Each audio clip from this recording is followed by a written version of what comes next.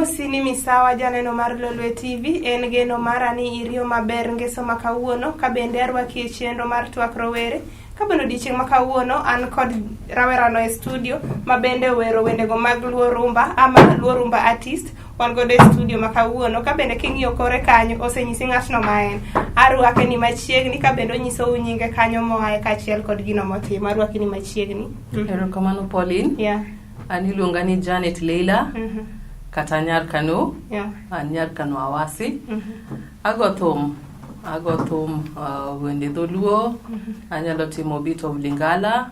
Anyalo timo Kiswahili, English, but my line mostly in rumba.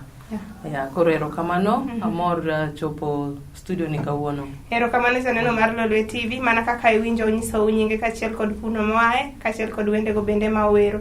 Arwaku ni machiegni, an jata chenro mar Pauline Oyudo. Janet, erokamano mar chopo kuom twak kod rowere odiochieng' makawuono, kaluwore kod industry no mar thum ma in e jalony. Mana kwa dhi mbele, Janet, inyalo nyisowa ni thum en gino maringo e rembi, en gino monyuoli godo kose en gino miyude wi dongo? Thum onyuola godo, nikech kachako dongo ka piny, primary school, to ne nitiere gik miluongo ni PPI. Ya koro PPI most of the time nayudo ka kowach ni ng'ato wer tan machako omo ne ji wer. Kwa dhi e Sunday school ta lead ji Sunday school songs ma iwere Sunday school. Yeah. Koro en gima notimo kwa dhi e parade, parade bentie ga stemule ukungu wer then ulemo. I would lead people e wer e parade. Koro en gima onyuola godo nikech samoro be nanyalo bet kata ka timo tije magot tayudo mana ka wer. Yeah, koro en gima anyalo wacho ni onyuola godo.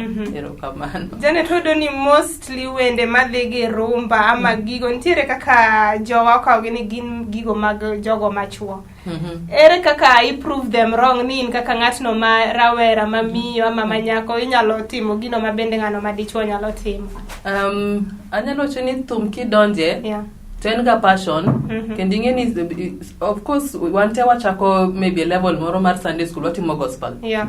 Kata konyuoli family mar, yudo kata samoro parents gin pastors or something, then most of the time, ichako dongo kitimo gospel. But the more we grow, tiwinjo ka koro nitie wer moro madonjo ni sana. Koran most of the time ka winjo ga wetam jo ka rumba no dhi koda maber. Yeah, winjo rumba mang'eny, I watch gi kata mek Lingala gi eki, I find myself ka watch gi sana. Yeah, koro okanya wacho sana ni gin mek chuo tenena passion mangato ntiere godo ema koro inya chako pasu giminjo ka donjo ni maber. Janet, en karango ama iga mane makoro ni kawe thum ni kaka career mari midwa dhi godo mbele, midwa chiemo godo e ngimani? The first song nandiko 2005. 2005. Koro asetemo katimo matin but pok wacho ni pok uwuok na maber. Yeah, but the song manandiko mokwongo nandiko 2005. En approach mane jonyuol ni omi ka in gi jonyuol, mane janyuol ni omi ama guardian ni omi ka mano e gima ni dhi godo mbele gini an koro mae gima koro adwa venture into? Mokwongo ting'eni janyuol nikech jonyuol ga gin jo church. Gin jo kanisa, koro ka giwinjo ni nachako gi kanisa, nachako gi gospel, kata mana ndiko 2005 no en gospel song. Koro kana kono gini anawinjo ka koro adwa timo mar rumba ni, to madhe somehow nen gi to matin but bang'e giloso gi fadhe magi koni kamane machunye nitiere to wawe uru walemne alema odhi maber. Ma bang'e ne gigwedhi. Koro ne gigwedha, koro sani an gi gweth margi ma ang'ena dhi go mbele maber. Erokamano Janet, kwa dhi mbele. Inyalo nyisowa ni e kind thumbe gi te wan kae gi gospel music. Ang'o miyo niwe modong' gi te mineno ni an marumba ni ema koro adwa kawo kaka okang' na mbele mondo adhi godo? Rumba tieka. Kachako wer, in fact, okata yani kachako kata nandiko wer to donje rumba. Koro era gima ntiere ngimana kamano. Koro inyalo nyisowa ni ng'ama no motivate ama kane pok ichako thum ama kidhi godo mbele, en ng'ano mane mano motivate mondo mi idonje thum kabisa? nikech kana nachako gi gospel, ng'at mana winjoga wendege sana kutoka kitambo en Angela Chibalonza. Koro wende Angela Chibalonza go nawinjo kadhi koda maber. Then koro achako follow jower ma konogo like awinjo Falipupa, awinjo Fire Test, sana Fire Test awinjo wendege. And then she's very modest. Koro akoni enye rumba okochuno ni kata nikitime to koro en gir chuo.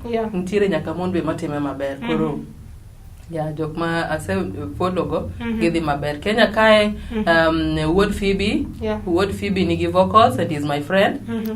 I follow him and awinjo wendege mang'eny. Koro I believe ni podobro tiyo kata kode nikech koka koro amako laini maber. Podobro tiyo kode maber mondo wasud rumba. But at least obede gi Luo Queen matimo some good rumba. Luo rumba Okay, as a queen matimo rumba. En jogo ma nyiri ngi nade giketie level mane maybe mise interact godo ma ok tim thum mitimoni. Pokaneno marach nikech jok ma se interact godo appreciate kendo gimor gi wendego. Thoth ji miwinjo kata ambe koro luonga kata choga wera koro dhano morgo. Kata machiegni ni nyiche wan gi event moro nobedo organize gi madam miluongo ni Gina Yako mar Queens of the Nile. Queens of the Nile. Queens of the Nile. Ne wan carnival. Mwa wer gi jo wende gan wa miel. Mama Maida no mor kabisa. Mama Ida no more recognize my team. Mama no is an encouragement. Koro I'm ready mar donjo into this thing kabisa. Thank you. Inyalo nyiswani bende ntiere concert mora mise dhi ama bende ntiere kamora mise perform to how was the outcome? Watching the very first performance in Mar Queens of the Nile no. Ma Gina Yako no mia nafas. Gina Yako and the team. Mano admins make Queens of the Nile. Koro that was the very first big event manyalo wachoni na perform. And the reception was good. Queens no more, Gina no more. Ma ayudo kata contacts, ayudo ka koro dano chako follower. Koro it's encouraging. Ero kama no mana kwa dembele nyalo nyiswani ngama inspire iko pogore maybe gi Ward Phoebe inspiration mari igolo kanye kapoki chako ndiko thum. I think it's from deep inside me. That's the first inspiration. Nikechen talent mantiere godo. Ma samoro kataka site kotijega mako kadonje ot to awinja where is the thing. So the first inspiration walk kuoma echunya. Ere kaka inyalo describe no music no ma iwero o chal nade? Wer ma wero en wer ma inyalo winj gi jite. En wer ma clean. Okay, en wer ma inyalo wacho ni mae kata ka bet gi parent na kanya winjo. Koro en wer ma awero wende ma describe gimoro like kaka nyakano. Awero wer ma wero nyako modongo ikano. Like the lifestyle manwa live e ikano kwa dongo, kwa puro, kwa dhimoto, gik makamago. Koro it's just about life in general, life to normal life, it's relatable. Kopogore gi nyar kano gin wende mage kendo misewero kinyalo kwano no? Atimo moninga. Aero werno kabisa nikech natimo werno ne nyathina. No turn 10. Koro on her 10th birthday mane gift manamie. Moninga is rafiki. It's a Lingala word for rafiki. Koro natimo ne nyathina werno. And I like the song. It's in Kiswahili tengili ngadabi. Koro I can say na aero wendno nitiere machaka timo Kimbajaraha. Kimbajaraha is just talking about a friend, mawero music, wero life. Talk or dark ngema maber. Koro actually wendo ne manatimo carnival mama Ida no more go kabisa. Koro they're just good songs. Sama kaji nyalo follow gi on YouTube, gi subscribe, gi watch. Gibro hero gi. Kopogore gari mise mention gondo be aneno ka inso wakati nitiere wer mani wero milongo ni nyar kano. Inyalo inso ni ango mano inspire yama ginango gini maningio you are in your surrounding. Mi wacho ni manyar kano bire pachi michako ndike ma i-release to the community mondo winje. First and foremost anyar kano. Anyar kano tadake life mar kano. To in most cases kada ki social media eno kadano wacho ni nyar kano like nyar kano oket level moro maber. But Nangyo makoni apana, we need to change the perception. Nyar kano oken nyako motar. Nyar kano oken nyako ma is backward. Nikano somo, nikano ler, nikano ngendisre. Inyalo nyiso gi malongo kingiyo kamera. Yes, nikano otegno. Nikano jiri maler, jiri monge teach. Ka somo gi somo, ka tije mag dala gi ng'eyo. Koro nyar kano is a pure wife material. Okay. Wadano kwadwa dhi break matin. Mana kingiyo kamera kae. Inyalo nyiswa ni en wendi mane ma osetachi miwinjo ni adira wendi ni to nawero ka amiyo chunya te. I gave it my all. En wendi mane? Moninga nawero gi chunya te, of course, nikech awero nyathina. Yeah. And then nyakano beber, I like it. In fact, awinjo nyakano seche mang'eny. Kata ka ne ot to nyakano ne maketo nikech kako chako wendo no donjo na maber. Yeah. Koro adwani mondo kamera kacha mondo iwer moninga no matin kapok wadhi break. Ago moninga kuzago nyakano adwero nyakano. Sawa, inyalo timo nyakano. Sawa, ago nyakano matin. Aya. Ahero siepe magoyo mbaka koda. Ahero siepe makao mawaidha. Ahero siepe magoyo mbaka koda. Ahero siepe makao mawaidha. Ahero siepe magoyo mbaka koda. Ahero siepe makao mawaidha. Erokamano Janet, asante sana wer mamit sana. Chaneno mar Lulu TV gi wend Janet Leila mar nyakano. Ka bende nyiso kanyo ni ohero osiepe magoyo kode mbaka, ohero osiepe makao puonj kata mawaidha. Wabro dhi yweyo matin kete mane Lulu TV. Kiki dhi mabor chendo en twak rowere. Erokamano.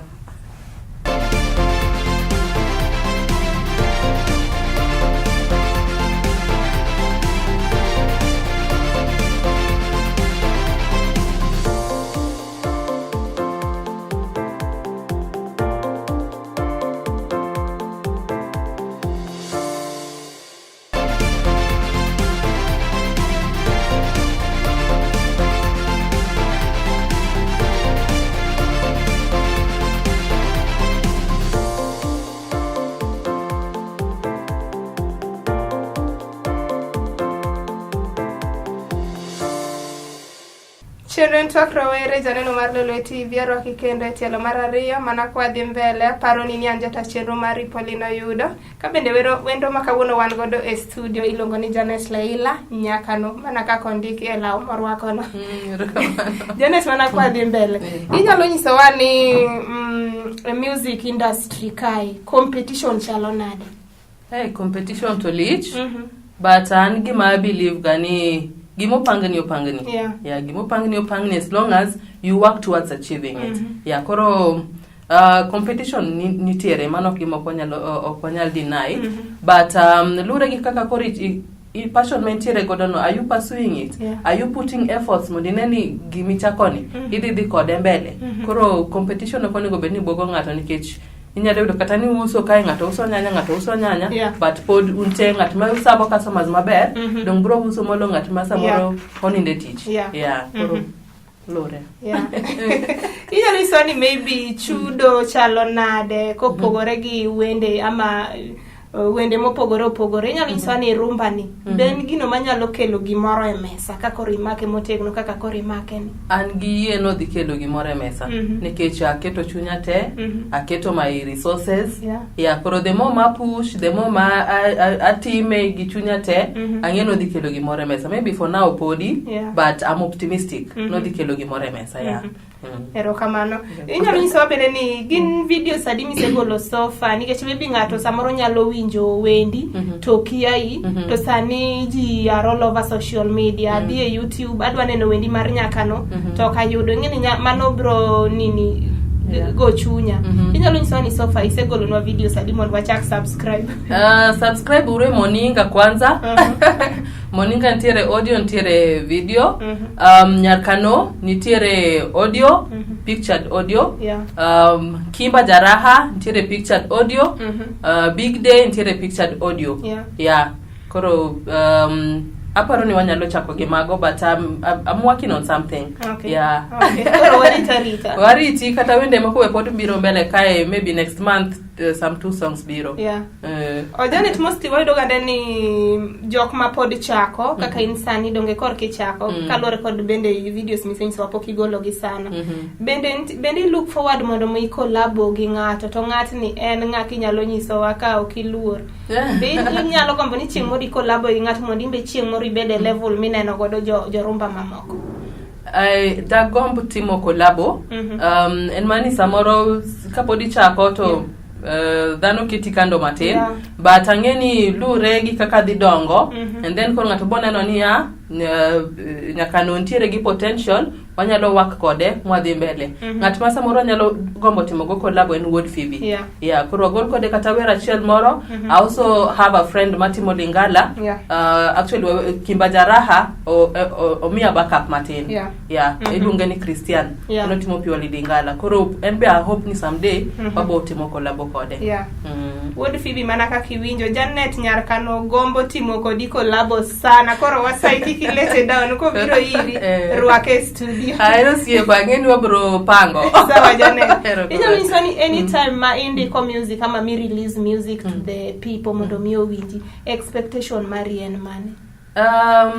Ngeni kata kaka ki dhitimo penj expectation mari en gani dhi kalo. Koro ambe kata kandiko wer an gi expectation ni wendni ji dhi receive maber, to obro reach a lot of people. Koro I'm always positive about every song that I do. Janet inyalo nyisowa ni dine ni piny ni onge music, ipani di koro wadake piny machalo nade? How will it be now? Do you know ni inyalo koso kata appetite mar chiemo, but in gi appetite mar wer, kata mar winjo music. Koro dine onge music akiani dine wan kanye, di koro piny rach sana. Okay, Sami Wercha, how do you feel about your music? I just like it. I like music. I like sechema wer, tawinja kama at peace. Minwano kona ni sasa moko kada kiwinjo ka gimoro chando pachi, inwera ibro winjo ka chunyi ok clear. Koro that's the same thing I feel. Ka wer to I'm just fine. Makata ka gimoro samoro chando chunyi, ki wer to iwinjo ka olendo chunyi lendo. Okay, inyalo nyisowa ni ang'ono maketo wer bet gande gino ma popular, en lyrics koso melody? Nyalo lure, nikech nitie jok ma iwinjo ka lyrics owuok negi maber, ma dhano kata samoro kata maybe beats aiko sana, but words wokete i wer kanyo, dhano kwanyo. Nikech semo ko be ng'eni nitie wende moko ma hit, to kiwinjo gi by the way ok gin wende maler, but ji oherera, nitiere group of people moherera weche moko maricho kata those dirty words. Koro yudo kamano mano be hit. Samoro be ng'ato be nitiere moketa like music odonjo miwinjo nyani nyewe, this thing ng'ani to wer. Nitiere vocals, nitiere lyrics, and then nitiere beats be kaka donja maber. Koro banyalo wacho ni moko be gina bahati ng'ato. Ko mwani hit to hit. Janet kin kaka ng'ato masani osekoma industry.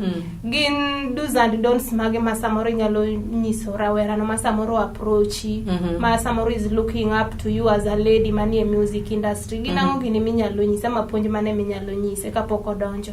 Mokwongo, dware ni ng'ato bedo focused. Kidonje gini, tidonjo king'eni ang'o midwaro kae. Nikech nitie ng'at mabro donjo, samore no nitie ng'at moluwo, modwa no chopo ir ng'atni. But onge gi focus ni to gini ko donje en dhi time nade. Nitiere benefit modhi yudo kose onge benefit modhi yudo. Koro first and foremost bed focused, ng'eni ang'o midwaro, ne mbele, kikinane aka ne mbele. And then gik mingine nyalo duoki chien, where go. Nikech of course the industry ni ntie gik mang'eny manyalo duoki chien. Ntie kata jok mabro neni ji bro discourage ng'ato boko ni ito onge duondi no onge, kata gimiwero sani no onge. But ng'eni nyalo fail di chielo, kochuno ni di fail kata the next time. Koro dwaro persistence, ing'iyo mana mbele. Gik ma discourage weka kando. Okay, gima chielo wayudo gane ni sama ng'ato kao path moro, wayudo ka mostly you do away gi jok moko, ama some people tend to do away with you. Gini bose timore nini? Mano nitie. Mano nitie. But I think ni the main thing that works for me ni gima kete pachana do timo no atimoga. Yeah, koro if you want to work with me, kokidwar beda kando. Bora mana ni kitim gimoro ma nyalo miyo gima timo ni ok dhi kana kaka dwaro. Koro as long as okidwar katu kando, jok madwa wuotho koda wawuoth pamoja. So far inyalo nyiswa ni how is our country music en a level mane amochope okang' machalo nade? But anyalo wacho ni music mar Kenya to sani dhi maber. Kwanza kidoke Luoland kae, music nitie. I want to give music, it's doing well. Erokamano Janet. Inyalo nyiswa ni sani iwacho ni nyaka ne corona donji, yudo ka ji mang'eny no do away with concert performance, no dok chien. So far affect yo machalo nade? Mana the same way, nikech ing'eni koro kigolo we samoro kata idhi kata na kuonde osiepe gi mantie kata gi pubs, ikono geni donge we can organize some concert okoni sani tek ka few and 7 ok nyalare. Koro it affect jowerte to affect nyaka maybe kuonde ma inyalo time music go mang'eny. Makoro samoro sani gima nyalo build ng'ato in mana YouTube no, maka koro osiepe gi subscribe, view your things, mano at least nelo build ngato for now. Janet sani dine mi opportunity ni mondo idhi ka Ministry of Culture and Sports ma music is under. En wach mane minyalo nyiso gi mondo inene gi nwaro were ki muziki gi nwaro were malo. Ango minyalo nyiso county ama national government? Music is involving. Music dwaro resources. Tingeni samoro an kaka an I don't do music, yes, but ka focus like music no kende gimatimo, or rather my resources okong'e mana music no kende tire some other things. Koro ka the ministry nyalo neno talents mantiere kuom ng'ato, to the best thing maginyalo timo en ni gi konyo kata ka recording, ginyalo chung'ne rowere recording kata golo videos go eko. Nikech ng'ato nyalo gombo mondo grow but ayudo ka finances duoki chien. Janet wanyalo yudo ni samoro mostly ji okia Janet magiwinjo ama magineno. Kawuono ami platform mar nyiso Janet en ng'ano ma samoro neno ni approaching Janet, maybe Janet en ng'at machalo kama. Inyalo nyisa ni Janet en ng'ano machalo nade? Anena ka kunena ni. I'm simple. Aeroji. Aeroji as long as no ki vitango na madarau. As long as onyalo losa maber waloso in things ma build wa. I'm an open person. I'm an open person. I'm a down to earth person. Ikech koro abro sunga. Okay, give us sunga na dano koro. Wanyalo loso. Okay, sawa. Janet ne jogo masamoro dwa support tiji. Social media platforms gi yudori kanye to kod nying go machalo nade king'iyo kamera kacha mondo inyisgi e yo ma wi ng'ato ok nyal wil godo kodonjo ni to yudi. Erokamano. Mana ka nyinga wacho an Janet Leila. To mane nying matiyo godo Instagram Janet Leila, Facebook Janet Leila Ogutu, kanyekendo Twitter Janet Leila, WhatsApp abo mi number. Janet wana katika ni matieko. Janet Leila, just a minute. Janet Janet. Leila is LAILAH. Okay.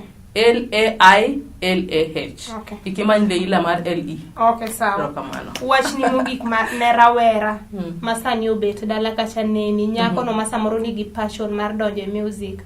To ke kako nego chaki, oke ng'ano monego approach, to kawuono kuom hawi mar yaw TV mar Lolwe to yudo ka Janet wuoyo. Adwa ni mina godo advice. Erokamano. Koro ne in nyako matin madi gomb donje wer. Mokwongo donje wer ki ingeni ang'ome dware wer. Ka ingeni ing'iyo mbele ni wer ni kidonje ten gima dhi teri mbele kata dhi timo ni maber mbele kucha. Koro an inyalo yuda inyalo inboxa ki in case intiere gi questions inyalo inboxa e Facebook kucha kata inyalo rome Instagram Messenger anyalo mi maybe mawaidha moko. But also man studios ninde gintiere kila mahali. Koro die studio ti nisja studio where misendiko go through obro koni ka werno ber kata adjustments monego bed ni timo. Erokamano. Seconds matin kwatieko lidhna wendi moro mana neno YouTube cha. Kwatieko seconds matin king'iyo kamera. Okay, sawa. Anyalo go moninga matin. Yeah. Let me do Kimba Jaraha. Okay, fine. Thank you.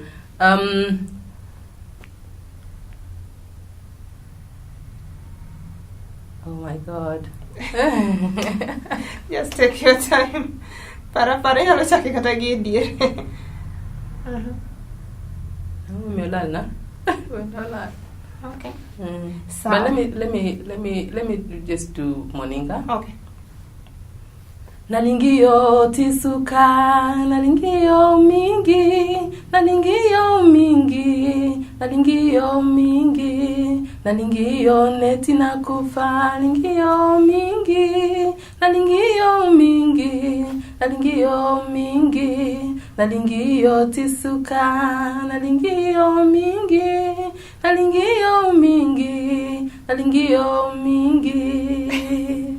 Thank you very much, Janet. Erokamano kuom biro mar twak kodwa kawuono e TV wa mar Lolwe. Ka bende chenro ma kawuono ne en chenro no mar twak rowere kata ka ok awinjo Moninga no kamano lakini awinjo ka oringe remba. Janeno mar Lolwe TV mano makelo wa chenro mar kawuono mar twak rowere. Ka bende wendo ma kawuono ne wan godo iluongo ni Janet Leila ma bende owero luo rumba nyar Kano. Mana nyinge man kawuono ago de studio ka. Asabedo jata chenro mar Colina yudo Nyasaye oriti kendo rita wanende urudi chieng' machielo.